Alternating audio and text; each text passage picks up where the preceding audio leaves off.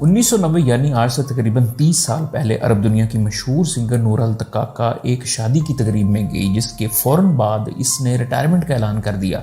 इस शादी में ऐसा क्या हुआ? ये शादी इंसानों की थी या जिन्नात की? आज की वीडियो में हम इसी मिस्टीरियस और खौफनाक स्टोरी का जिक्र करेंगे, जिसका जिक्र नूरा अल-तकाका ने अपने आखिरी इंटरव्यू में किया। तो जल्दी से दुनियापीडिया टीवी को सब्सक्राइब कर लें ताकि आइंदा आने वाली हर वीडियो सबसे पहले आप तक पहुंचे। नूरा अल-तकाका कुवैत की मशहूर सिंगर थी।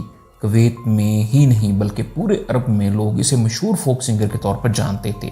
लोग इसे अपनी शादियों में गाने के लिए बुलवाते थे। 1990 में जुम्मा के दिन जब कुवैत में छुट्टी का दिन था, उसे एक कॉल मौसूल होती है। ये एक औरत का फ़ोन होता है जो इसे अपनी बेटी की शादी में गाने का कहती है, लेकिन सिंगर नूरा इनकार कर देती है और कहती है कि आज जुम्मा है और छुट्टी वाले दिन वो किसी फंक्शन में हिस्सा नहीं लेती और ना ही गाती है। लेकिन वो औरत इसरार करने लगती है कि वो आज ही आए, चाहे रात को ही क्यों ना आए, और ये भी कहती है कि उसकी बेटी उसकी बहुत बड़ी फ़ैन है और अगर वो ना आई तो उसका दिल टूट जाएगा। ये सुनकर नूरा अल-तकाका शादी में जाने का फैसला करती है और 10 बजे रात का वक़्त तय पाता है। नूरा अपने बैंड के 3 और लोगों के साथ 9 बजे ही बताई गई जगह पर पहुंच जाती है ताकि 10 बजे तकरीब शुरू करने के लिए पहले म्यूज़िक सेटअप वगैरह कर सकें। नूरा अपने इंटरव्यू में बताती है कि ये 3 फ्लोर्स पर मुश्तमिल एक खूबसूरत और बहुत बड़ा घर था। उनके घर में दाखिल होते ही एक औरत इन्हें अरब रवायत के मुताबिक चेहरे से चेहरा लगा कर वेलकम करती है। इस औरत ने सफ़ेद लिबास पहना होता है। नूरा के म्यूज़िक बैंड की एक औरत जिसका नाम शम्स होता है, वो थोड़ा घबरा जाती है क्योंकि इस औरत के हाथ बहुत सख्त होते हैं और चेहरे की गाल ऐसे थे जैसे बहुत ही कोई सख्त चीज़ हो। खैर, ये लोग सब इग्नोर करके तकरीब की तैयारी में लग जाते हैं। इन्हें एक कमरा दिया जाता है ताकि ये लोग अपने म्यूज़िक इंस्ट्रूमेंट रख सकें और फ्रेश हो सकें। थोड़ी देर के बाद मेहमान आना शुरू हो जाते हैं और एक कमरे से दुल्हन की माँ निकलती है, जो कि बड़ी गर्मजोशी से नूरा और उसके बैंड को मिलती है। इस औरत ने भी सफ़ेद लिबास पहना होता है और इससे अजीब स्मेल आ रही होती है। जैसे ही 10 बजते हैं, नूरा सिंगर अपने पहला गाना शुरू करती है। दुल्हा और दुल्हन एक कमरे से निकलकर सामने रखे स्टेज पर बैठ जाते हैं। दुल्हा और दुल्हन ने ओल्ड फैशन का सफ़ेद लिबास पहना होता है और ये मुसलसल एक दूसरे को देख रहे होते हैं और ये ना तो कोई हरकत करते हैं और ना ही अपनी आंखें झपकते हैं। ये सब देखकर नूरा और उसके बैंड के लोग बहुत हैरान होते हैं, लेकिन नूरा इन्हें कहती है कि हमने इन्हें शो नहीं करना कि हम घबरा गए हैं, क्योंकि ये हमारे लिए नुकसानदेह साबित हो सकता है और इससे उनकी जान भी जा सकती है। जब पहला सॉन्ग ख़त्म होता है तो नूरा की तबीयत बहुत ख़राब हो जाती है और वो इन्हें आराम के लिए कहती है। एक औरत नूरा को 2nd फ्लोर पर ले जाती है जहाँ सारे कमरे बंद होते हैं और सिर्फ एक कमरा खुला होता है जहाँ एक डस्ट से भरा बेड होता है। नूरा, जो कि बहुत ज़्यादा थक चुकी थी, इस बेड पर लेट जाती है और उसकी मदहोशी में आंख लग जाती है। नूरा ख्वाब में क्या देखती है? एक बच्चे ने इसके पाँव पकड़े हुए हैं। इसे दर्दनाक चीखों की आवाज़ें भी सुनाई देती हैं और वो रोने लगती है और चंद ही मिनट बाद उसकी आंख खुल जाती है और वो नीचे अपने कमरे की तरफ भागती है जहां वो देखती है कि उसकी बैंड के दूसरे लोग रो रहे हैं। उसके पूछने पर उसके बैंड की एक औरत जिसका नाम शम्स था उसे बताती है कि वो आपके पीछे 2nd फ्लोर पर गई थी कि उसने दीवार पर कई लोगों के चेहरे बने हुए देखे। इतने में एक शख्स उसके करीब आया और उस पर चीखने चिल्लाने लगा और इसे नीचे भेज दिया।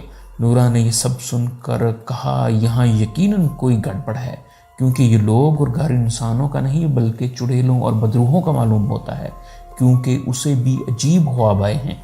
इतने में नूरा सबको दूसरे गाने की तैयारी का कहती है और ना घबराने का कहती है, क्योंकि अगर इन्हें पता चल गया कि हमें इनकी असलियत का पता चल चुका है तो वो हमें मार भी सकते हैं। ये कहकर बैंड के तमाम लोग अपने रूम से बाहर आ जाते हैं और गाना शुरू कर देते हैं। रात के 1 बज चुके थे और मेहमानों की तादाद ज़्यादा हो रही थी। नूरा अपने इंटरव्यू में बताती है कि वहाँ खाने में बड़े बड़े थालों में गोश्त भर भर कर लाया जा रहा था और उसके अलावा कोई भी डिश वहाँ पर मौजूद ना थी और ना ही कोई सैलड और स्वीट्स वगैरह थी। दूसरे गाने के दौरान ही तमाम लोग मिलकर उनके साथ गाना शुरू कर देते हैं। सूरत हाल उस वक्त मजीद खौफनाक हो जाती है जब नाचते गाते हुए उन लोगों के कपड़ों के नीचे से उनका जिस्म नजर आता है وہ لوگ دیکھتے ہیں کہ ان کی ٹانگیں انسانوں کی طرح نہیں بلکہ کسی جانوروں کی طرح ہوتی ہے جن پر بڑے بڑے بال ہوتے ہیں۔ اتنے میں مہمانوں میں سے ایک عورت اپنے بال نوچتی ہے اور نیچے پھینک دیتی ہے، جسے دیکھ کر بینڈ کے لوگ مزید گھبرا جاتے ہیں۔ نورا اپنے تمام ساتھیوں کو کہتی ہے کہ وہ اوپر دیکھنے کی بجائے صرف زمین پر دیکھیں، اور موقع ملتے ہی وہاں سے بھاگ جانے کا بھی کہتی ہے، کیونکہ یہ سب لوگ انسان نہیں بلکہ چڑیلیں اور بدروئیں تھیں۔ جب سب مہمان گا رہے ہوتے ہیں اور ان کی آواز کافی بلند ہو چکی ہوتی ہے تو نورا اور اس کے بینڈ کے لوگ موقع ملتے ہی وہاں سے نکل کر بھاگ جاتے ہیں اور پیچھے مڑ کر نہیں دیکھتے۔ کافی دیر تک بھاگنے کے بعد وہ ایک بستی میں پہنچتے ہیں۔ انہیں دور سے ایک بستی نظر آتی ہے، وہ اس بستی میں پہنچتے ہیں۔ وہ بستی کے قریب جاتے ہیں تو ایک ادھیڑ عمر شخص مسجد کی طرف تہجد پڑھنے جا رہا ہوتا ہے۔ وہ ان سب کو دیکھ کر پوچھتا ہے کہ تمہارے پیچھے کون ہے جو تم بھاگ رہے ہو؟ جس پر یہ لوگ سارا واقعہ اس بوڑھے شخص کو بتاتے ہیں۔ واقعہ سن کر بوڑھا شخص کہتا ہے یہ گھر پچھلے 15 سال سے بند ہے اور یہ ایک پراسرار گھر ہے، اور جو بھی یہاں گیا واپس نہیں آیا کیونکہ یہاں بدروہیں اور چڑیلیں رہتی ہیں۔ بوڑھا شخص کہتا ہے کہ تم لوگ بہت خوش قسمت ہو جو وہاں سے بچ نکلے، یہ یقیناً تمہاری کوئی نیکی تھی جو تمہیں یہاں زندہ واپس لے آئی۔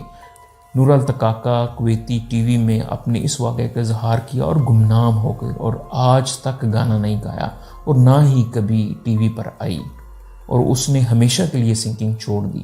نورا بتاتی ہے کہ اس واقعے کے چند دن بعد ہی بینڈ ممبر شمس کا انتقال ہو گیا۔ دوستو، یہ واقعہ کویت اور عرب میں اس وقت بہت مشہور ہوا اور بہت سے لوگ اس سے خوف زدہ بھی ہوئے۔ دوستو، اگر ابھی تک آپ نے چینل سبسکرائب نہیں کیا تو کائنڈلی چینل کو سبسکرائب ضرور کر لیں، اور آپ اس ویڈیو کو کس شہر اور کس ملک سے دیکھ رہے ہیں اپنے شہر اور ملک کا نام ضرور لکھیں۔ السلام علیکم۔